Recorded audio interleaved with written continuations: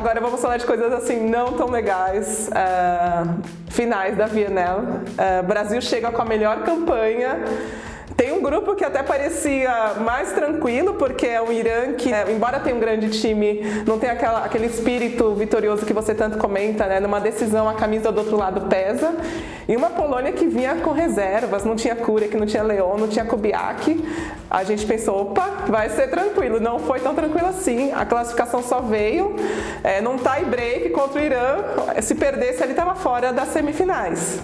E até a própria divisão do grupo era para Brasil e Irã brigarem ali pela primeira colocação. A Polônia ficaria fora, foi a quinta campanha. Um time, como você falou, totalmente renovado. Só um jogador que participou do Mundial e que era reserva, né? Então a Polônia para mim foi a grande surpresa. E o Brasil, naquela primeira partida, ali eu acho que começou a se perder na competição. Antes da gente entrar, Kaká, na questão dos jogos, vamos comentar um pouquinho o que foi essa Bienal. Primeira vez que Chicago recebe as finais. Eu achei particularmente incrível o clima do ginásio. Parecia realmente uma competição global. Tinha a torcida da Polônia, aliás, a impressão que passava assim, pela TV é que a torcida da Polônia era maior no ginásio, maior que a americana. Depois a gente até foi buscar informações e descobriu que Chicago é a cidade mais polonesa fora da Polônia. E até ainda nessa questão de curiosidades, Curitiba é a segunda cidade mais polonesa fora da Polônia. Imagina a gente tem um pedaço da Polônia aqui tão perto da gente. A gente também viu muita torcida do Irã, você até comentou, chamou a atenção, iranianas, né, assistindo a sua seleção, que não é possível lá em Teherã. E tivemos torcida do Brasil, tivemos torcida dos Estados Unidos, isso engrandeceu a competição.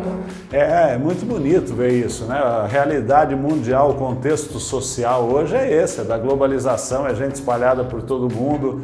E a gente teve em Chicago essa oportunidade que a Federação Internacional não deixou a gente ver direito. Parecia que o ginásio estava vazio, não parecia? Não dava para ver absolutamente nada. Era como se os únicos personagens fossem os atletas. O público faz parte do espetáculo. E para quem não assistiu, pega lá no YouTube, vai lá ver os jogos. Eles apagaram as luzes que permitiriam que a gente visse essa torcida maravilhosa, que a gente só viu depois nas comemorações. O ginásio cheio de polonês, de iraniano e tudo apagado. As luzes só na quadra. E aí a gente via uma vez ou outra, por causa de uns jogos que eles faziam de iluminação, a torcida vibrando, bandeira, e aí a gente falava assim, gente, isso é maravilhoso, eles estão escondendo. Não, ainda mais com uma torcida polonesa na arquibancada, a torcida da Polônia tem uma tradição de fazer uma festa incrível. Quando os jogos são na Polônia, eles se tornam assim, até às vezes um espetáculo maior que o próprio jogo, que eles imitam o árbitro, eles andam pelo ginásio. E vai na contramão de tudo que está acontecendo, Vanessa. Hoje, a participação popular, ela tem que ser vista. Programas de televisão, de rádio, eles dão muito mais atenção a quem entra em contato por redes sociais do que ao próprio jogo, às vezes. E a Federação Internacional ignora isso. No Mundial do ano passado, Kaká, Mundial masculino, a Federação também fez um jogo de luzes, mas as luzes eram azuis, dava para ver da torcida. Parecia um grande aquário, assim, luzes azuis e a quadra iluminada, mas dava para ver a torcida. Dessa vez não, colocaram luzes escuras. Se o ginásio estivesse vazio, a gente até teria entendido a técnica, né, para esconder os buracos, mas o ginásio estava cheio. Lembrando que num país que não tem tradição no vôlei masculino, embora a seleção masculina seja muito vitoriosa, num país também que o vôlei não é tão forte, né? A gente tem basquete. Será que não tem também, Vanessa, um interesse político por trás disso?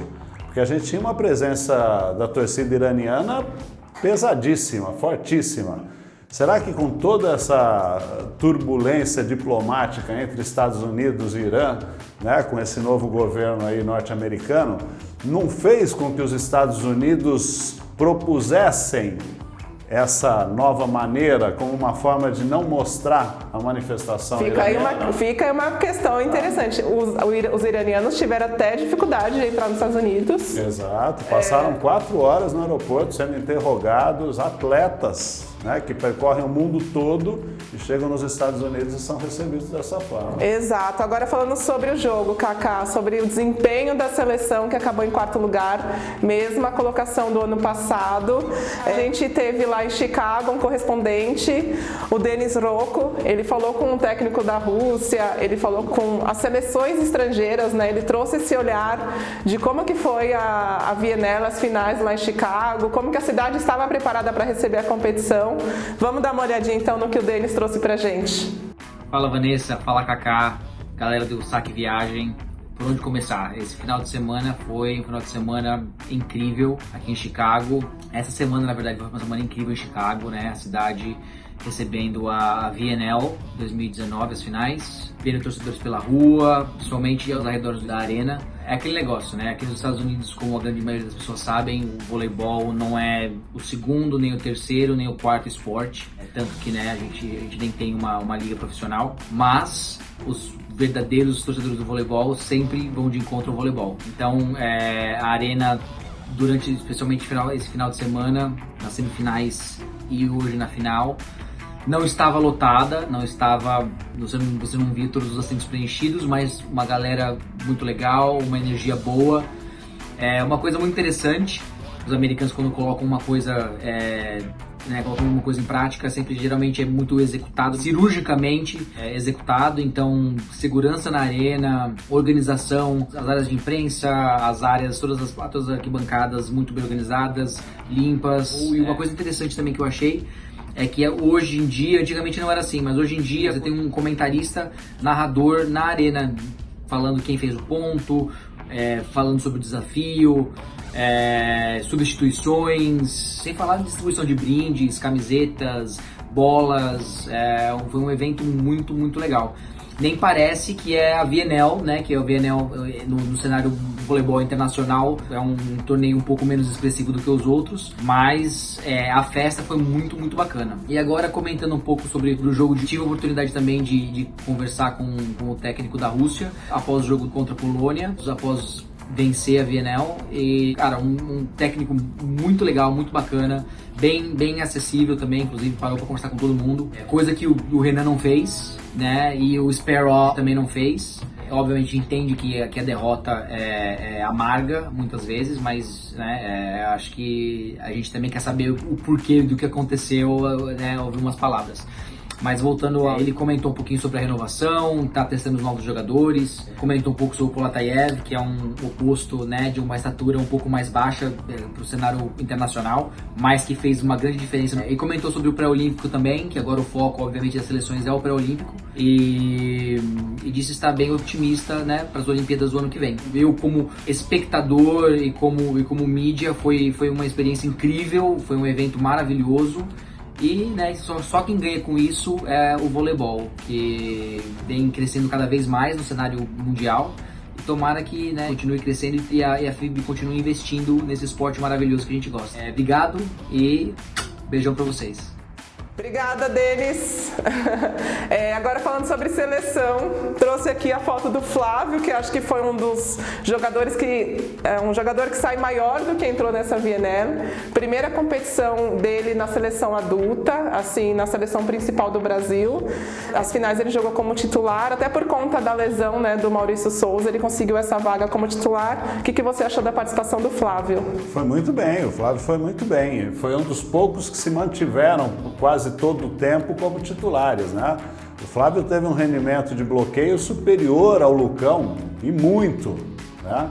Foi um jogador que não foi tão acionado na parte ofensiva, não recebeu tantas bolas, mas foi uma grata surpresa, um jogador que não se assustou com a responsabilidade e foi muito bem, ao meu ver. Achou justo, então, a questão de ele ter feito as finais como titular? Sim, fez por merecer, né?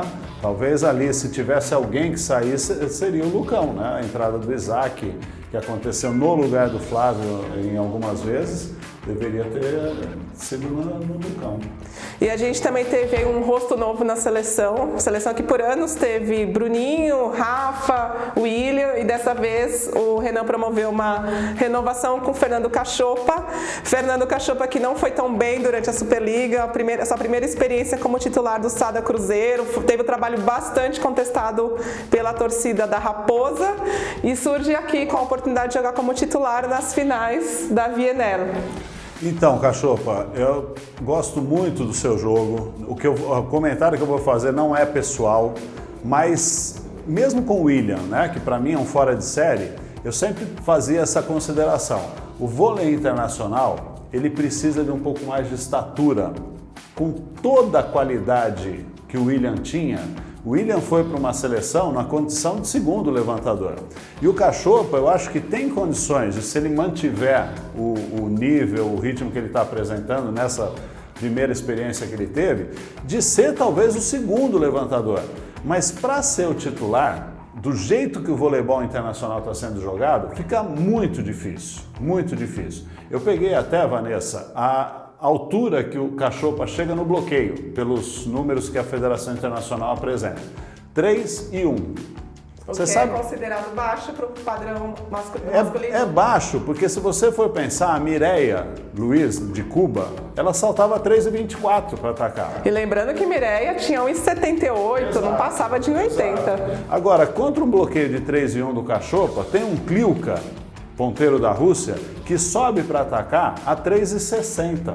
São quase 3 palmos meus. Isso aqui é como se batesse sem bloqueio. Então, não só isso, toda a estrutura de bloqueio fica preocupada em chegar para proteger, para dar preferência lá. Então, hoje o voleibol, para se querer ganhar, ele precisa de um equilíbrio maior entre todos os jogadores em nível de estatura e de alcance. Isso não dá para a gente ir contra. Então, o Cachopa, ao meu entender, precisa ser trabalhado para talvez ser o segundo levantador. Nós precisamos ter um outro primeiro. E você, dentro do cenário atual brasileiro, você vê alguém com possibilidade de ser o nosso primeiro levantador dessa nova geração? Então, essa nova geração está difícil, né? Nós não estamos produzindo levantadores de estatura, levantadores que tenham jogado nos seus clubes. Os jogadores, essa nova regra da pontuação que vem desde o começo do século, ela permitiu que os jogadores tivessem uma longevidade maior. Então nós temos jogadores perto dos 40 anos jogando nos clubes como titulares. E isso tira a oportunidade dos jogadores mais jovens participar, né? Não estou falando que é ruim que os jogadores mais velhos continuem, mas é preciso que os mais novos tenham oportunidade, porque só assim eles vão ter chance de entrar numa seleção brasileira e conseguir ser titular, conseguir se manter na seleção brasileira. Fazendo até um paralelo com o futebol, né, Cacá? Quantos goleiros o São Paulo não perdeu enquanto o Rogério Ceni ficou ali na posição de titular? Tem acontecido isso com o vôlei na questão do levantador? Sim, perfeito. Tem acontecido isso com técnico, tem acontecido isso com levantadores, com atacantes, né? Nós estamos tendo jogadores permanecendo por mais tempo na seleção e não é porque eles não tenham méritos, tem, mas isso está tirando a oportunidade dos jovens valores terem oportunidade. Pega o caso do Alain. O Alain teve a chance de ser, por 2 temporadas, titular no time do SESI. O Alain subiu um patamar na evolução pessoal. Por isso, eu acho que até ele tem condições hoje de brigar com o Wallace pela titularidade. Mas porque ele teve chance numa grande equipe de jogar, de ser titular, de treinar com bons jogadores. Cacá, você lembrou do Alain e também falou sobre essa questão da medicina estar cada vez mais desenvolvida e permitindo que os atletas joguem em alto nível até mais idade. Mas também a gente tem a questão dos clubes, né? Eles têm que apostar mais nos jovens valores, que nem a gente falou na semana passada da Lorene, que foi uma surpresa o desempenho dela na fase final. Esses jovens valores, eles ficam muito tempo de reserva nos clubes, porque os clubes não acreditam neles, acabam trazendo sempre os mais experientes para essas posições de destaque. O SESI apostou num Alain, poderia também não ter rendido tão bem quanto um veterano, mas aí ele já está começando a colher os frutos de ter apostado num jovem valor. Sim, e o problema maior, Vanessa, é o desdobramento disso. Porque o jovem valor, quando ele está começando, é igual você começa uma profissão. Hoje, ser atleta é uma profissão. Se ele não tem oportunidade real de ganhar dinheiro com aquilo, ele vai procurar outra coisa para fazer. Ele não pode ficar dependendo de ganhar R$1.000 por mês. Ou ele procura um clube grande e fica de reserva 10 anos da carreira dele. Exato, e aí vai ganhar R$1.000 por mês, vai ter que fazer outra coisa quando deixa de ser atleta. Então é isso que está diminuindo a quantidade de jogadores formados para servir a seleção brasileira. Kaká, e você falou sobre Alan, falou sobre o Wallace. O Wallace foi um dos jogadores que a gente percebeu maior queda de rendimento, não só durante as finais, né? Durante a fase classificatória inteira. O Alan voando, o Alan, um dos melhores jogadores da Superliga. Você acha que ele deveria ter sido, então, titular da seleção? Eu acho que era uma opção. O Wallace não fez grandes partidas, mostrou nessas finais um rendimento abaixo do que ele tinha mostrado nas competições anteriores e acho que o Alan seria sim uma opção para começar alguns sets, para começar alguns jogos. Kaká, a gente tem até um quadro aqui do desempenho do Wallace na VNL de 2018 e na VNL de 2019, lembrando que, independentemente do desempenho dele, o Brasil terminou na mesma posição, quarto lugar. Em 2018, o Wallace foi o segundo maior pontuador, com 216 pontos, e foi o sexto melhor atacante em questão de eficiência.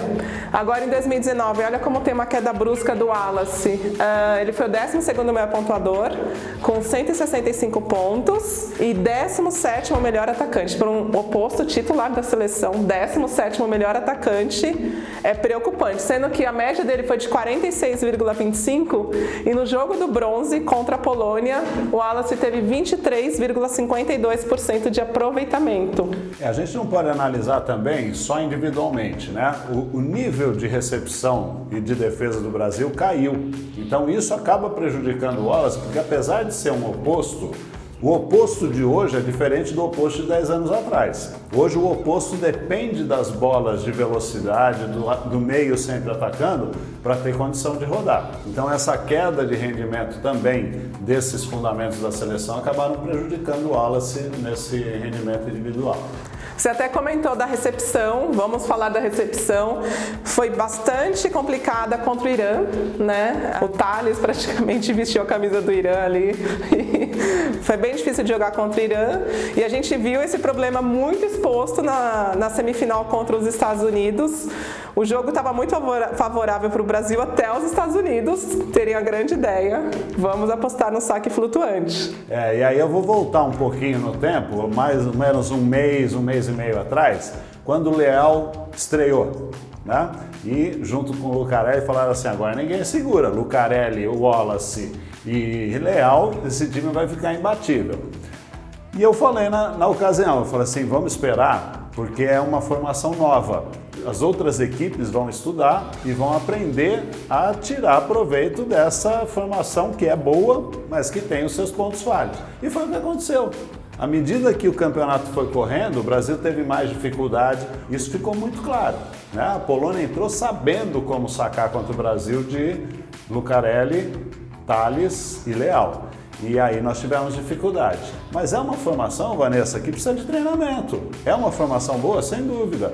Mas se você não treinar, se você não aperfeiçoar, ela não fica boa. Kaká, e você acha que dá para jogar então com dois ponteiros mais ofensivos? A gente sempre esteve acostumado com um ponteiro mais passador, né, de mais de preparação, e um mais ofensivo. Dessa vez a gente tem um Leal e um Lucarelli. Então, eu acho que a gente tem que ter uma base tática, né? Se essa é a equipe ideal, que se trabalhe dessa forma, mas que se tenha opções para, por exemplo, se um time entrar sacando mais o flutuante, que não é tanto a praia dos dois. Então aí a gente precisa ter um Maurício Borges, um Lucas Ló, né, que vai muito bem nessa função, o Douglas também, que se adapta, apesar de não ser um especialista. Mas nós temos que ter uma base, nós temos que ter falar assim, ó, esse é o time titular. Dependendo de como o adversário jogar, a gente tem essas possibilidades. O Renan Dalzotto até buscou essas soluções, né? O Maurício Borges foi titular, o Leal ficou no banco, mas mesmo assim a seleção continuou sofrendo com passe. Então, porque as substituições que o Renan fez, elas foram circunstanciais. Precisou mudar para acertar porque não estava bem e aí descaracterizou o conjunto. Eu acho que até Tóquio o Brasil precisa se preocupar em reconstruir um conjunto. Aí vai ficar mais fácil. Aliás, até falando sobre essas mudanças, Kaká, a gente viu o Renan mudando muito com a formação dos jogadores, ou durante a partida, ou os titulares, né, os jogadores de saída. Não dava nem para falar qual que era o time base da seleção, porque a gente teve muitas mudanças. Principalmente no levantador, né? Ficou muito inconstante. É o Bruno ou é o Cachopa? Aí a gente via o Bruno quando entrava indo bem e aí caía de rendimento. O Cachopa entrava e ia bem, caía de rendimento. E a gente não conseguiu manter esse padrão. É esse padrão que me preocupa, Vanessa. O Brasil precisa atingir rápido. Nós temos um pré-olímpico aí muito próximo e que o Brasil precisa jogar muito bem. Pré-olímpico, Kaká, a gente vai falar depois que a gente falar da VNL. Aí vamos destrinchar, saber o quanto esse resultado do Brasil, esse quarto lugar amargo, pode impactar no pré-olímpico. Vamos falar então um pouquinho aqui sobre outro fundamento que foi bem problemático para a seleção, bloqueio. Você trouxe números aqui, né, bem interessantes sobre os bloqueadores do Brasil, sobre o número de bloqueios que a seleção fez jogo a jogo nessa fase final lá em Chicago. Exatamente. Nós perdemos em todos os 4 jogos, em números de bloqueio. Foram 7 contra 12 contra a Polônia no primeiro jogo. Quando ganhamos do Irã, bloqueamos 13 vezes, o Irã bloqueou 14. 4-11 contra os Estados Unidos e 4-14. E lembrando, Kaká, que Brasil e Irã foi jogo de 5 sets. Sim, jogo de 5 sets. E foi o único jogo em que o Lucão pontuou bloqueando. Nos outros 3, o Lucão não fez ponto algum. Brasil e Estados Unidos também um jogo de 5 sets, 4 bloqueios, menos de um bloqueio. Menos de um por jogo. Isso a gente falando em ponto, também não amorteceu tanto para ajudar. Também não amorteceu porque a defesa sofreu bastante. Mas isso também é reflexo do nosso saque, que também não entra, não destrói tanto a recepção adversária. Exato, é muito inconstante, né? Nós tivemos o 5º set contra o Irã, nós ganhamos por causa do saque. Mas ele não manteve essa constância de eficiência durante os outros jogos, os outros sets. Até na disputa do bronze contra a Polônia, o Éder entrou ali no saque e fez um ace. Ali a gente pensou, poxa, agora vai diminuir a diferença para a Polônia, mas aí a sucessão de erros também no final causou a derrota brasileira, né? Eu acho que essa disputa do terceiro lugar, ela teve um acúmulo dos outros tie-breaks que o Brasil jogou, né? Contra o Irã foi o único vencedor, mas nós perdemos contra a Polônia, que jogou uma pressão muito grande sobre o grupo, perdemos dos Estados Unidos para chegar à final. Fisicamente, Vanessa, não cansa, né? O voleibol ele tem essa característica, você pode jogar um jogo de 5 sets num dia, 24 horas depois você está inteiro, está 100% para jogar outro jogo de 5 sets. Mas o Brasil se desgastou muito emocionalmente. E a gente teve até essa questão de a Polônia encarar o jogo, a disputa do bronze, como se fosse uma final.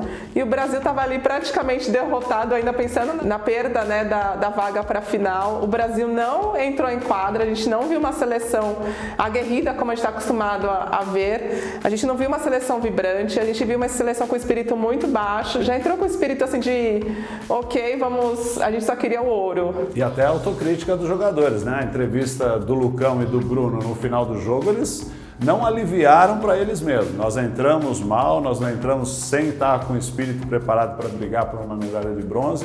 E a Polônia foi o que você falou, essa festa toda, né? Foi um título. Não, acabou o jogo, a Polônia começou a pular em quadra, parecia que estava ganhando as Olimpíadas. E aí a gente viu a diferença assim, de espírito de um time que queria muito a medalha de bronze e o outro que ainda estava decepcionado com o resultado do dia anterior. Isso é muito difícil, né? Por mais que o Brasil tecnicamente seja superior à Polônia, tem essa questão de expectativa, eles estavam pensando numa final e como se recuperar para jogar uma disputa de bronze. Voltou, né, dar motivo para aquela cultura brasileira de que o bronze não interessa. O bronze é uma medalha, se não fosse importante, a Grécia Antiga não tinha medalha para o terceiro colocado, né?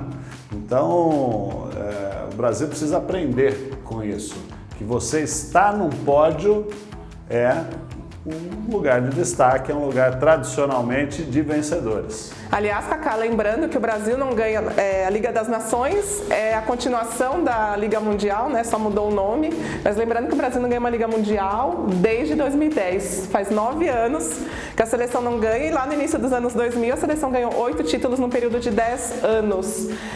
Isso pesa? Isso pesa porque a cada ano que passa vai ficando nas costas da geração, nós não somos um time vencedor, o outro era e a gente não é. Eu acho que o vôlei brasileiro tem um grande mérito, que é de ficar entre os melhores por tanto tempo. Isso não é para qualquer um, a gente pega pouquíssimas seleções que conseguiram isso ao longo da história do voleibol. Então o Brasil tem esse mérito. Mas o Brasil parou de vencer como vencia, e isso acaba pesando para a nova geração. Tem chegado às finais, a gente lembra do Mundial de 2014, Mundial de 2018, entre esses mundiais a gente ganhou as Olimpíadas do Rio, mas o número de vitórias já deu uma caída em relação à geração de Giba, a geração de Nauber. É sempre uma comparação pesada. Desejada. A gente falando aqui agora um pouco da final, uma guerra fria entre Rússia e Estados Unidos. A gente tem uns Estados Unidos completinhos, né, sediando as finais. Alô, Lamping, olha os Estados Unidos aí. E essa Rússia impressionante, de técnico novo, não trouxe os principais nomes, Muzersky, Mihailov, Grankin. Tivemos rostos novos, né? E o destaque, ao meu ver, para o Kliuka. O Kliuka, o ponteiro da Rússia, tinha que ganhar MVP. Não, o saque dele é impressionante. É impressionante. Esse jogador, e ele é jovem, ele tem muito ainda a evoluir. E é uma geração que a Rússia está apostando já há algum tempo. Entra, faz um campeonato como titular, fica no banco dessas estrelas, e aí vai crescendo, vai ganhando moral. E um dos problemas da Rússia, que era a recepção, está solucionada praticamente com o Volkov e o Kliuka. Você comentou sobre o Kliuka, o Volkov, são jogadores que são muito bons tecnicamente, mas também são muito bons no ataque. Assim, eles são tão bons na recepção quanto no ataque. Sim, é um time espetacular, bicampeão, e vai ganhar muita coisa ainda daqui para frente. E só voltando à final, o azar dos Estados Unidos, ao meu ver, foi esse jogador que está atacando aí, o Russell, não ter ido tão bem.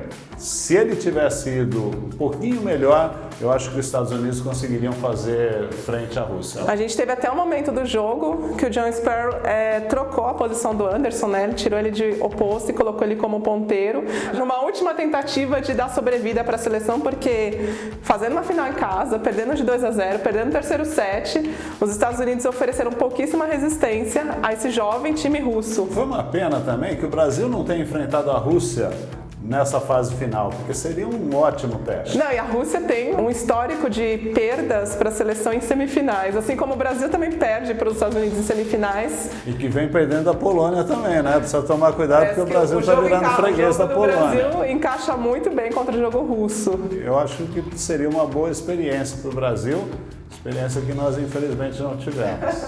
E aqui a gente tem a comemoração dos russos, né? Foi o primeiro título com o novo técnico, Thomas Samuel, o finlandês. Foi jogador, né, Cacá? Você lembra dele? Jogador. E tá lá na Liga Russa desde 2016. Achei até curioso porque ele fala russo, ele fala direto com os jogadores, não tem tradutor ali ajudando eles. Vamos falar um pouquinho dessa seleção da competição.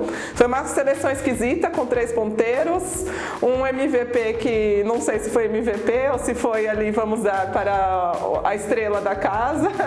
Lembra até o Mundial de 2010, quando o Japão sediou o Mundial Feminino e deram o MVP para... Tava todo mundo esperando para Gamova, para Sokolova e deram para Takeshita, né? Pelo conjunto da obra, né? Eu acho que foi esse prêmio para o Anderson. Aliás, voltando, vamos abrir aqui um parênteses grande. Você comentou sobre levantadores baixos. Você acha que a gente precisa ter levantadores mais altos? A Takeshita é uma exceção da exceção da exceção, porque ela tinha 1,59 m, mais baixa que a gente. A Takeshita, para mim, é uma fora de série. Quando me perguntam qual foi a maior jogadora que você já viu jogar, Takeshita. Porque com essa estatura, jogar no nível que ela jogou por tantos anos defendendo a seleção japonesa, para mim, para ninguém conseguir competir com ela. Não, e 1,59 Kaká, mais baixa que muitas líberos também. E jogava em alto nível, era sempre eleita. A gente brincou aqui sobre ela ter sido eleita MVP do Mundial de 2010, mas ela levou o Japão ao bronze nas Olimpíadas de Londres. E depois disso também a gente não viu mais. A gente tá falando da Rússia no início do programa, também o Japão. Se não me engano, foram 12 anos com a Takeshita como titular. E nesses 12 anos tentaram pelo menos 2 vezes colocar uma levantadora mais alta no lugar dela. Ninguém jogou tão bem quanto ela. Já que a gente está falando de uma levantadora, vamos falar do Christensen, foi muito bem também nessa reta final da VNL. Vanessa, olhando a foto, você fala assim, o Christensen é baixinho. O Christensen tem 1,98. Essa é a média. Os 3 medalhistas, os levantadores titulares, 1,98. O que é impressionante é a altura de ponteiro de um Giba. Sim, o Giba tinha 1,93. Tem, né? 1,93. É impressionante para um levantador, né, Kaká? Impressionante. E essa é a tendência. O Brasil que tem que acompanhar. Kaká, a gente estava falando sobre essa surpreendente nova geração polonesa. A gente teve um ponteiro que para muitos deveria ter sido MVP, o Bernos. E imagina, Vital Heinen, ele vai ter Kurek, vai ter Leon, vai ter o Bernos surgindo. Agora imagina montar essa seleção, né? É o problema que todo técnico gostaria de ter. Tudo que ele queria que ele jogasse como jogou, né? Tanto que você espera numa seleção do campeonato um oposto, aquele que faz mais pontos. Todos eles fizeram mais pontos, né? Por isso eles foram escolhidos aí os 3 para... Imagina você podendo revezar, passa você agora, passa o ano, um time desse é do céu. Não, e na disputa do bronze, o Bernos marcou 21 pontos contra o Brasil num jogo de 3 sets. Impressionante, mereceu. Impressionante. E os centrais, a gente teve o americano Holt. E o Yakovlev, o russo. Tá? O Holt mais experiência e o Yakovlev buscando o espaço dele. E infelizmente nenhum brasileiro nessa lista de destaques, nessa seleção da VNL 2019. Acho que resume um pouco o que foi o desempenho do Brasil nessas finais. Nas finais foi muito abaixo. Engraçado, né, Vanessa? Primeiro e segundo colocados na fase de classificação. Fora do pódio. O que não significa muita coisa, né? Aliás, o Brasil e Irã foram as únicas seleções completas nessa VNL. Estados Unidos entraram agora nas finais porque estavam sediando. Provavelmente, se fosse em outro país também, não teria ido o time completo. E aí a gente teve esse desenrolar aí na VNL 2019 e agora temos... Pré-olímpico.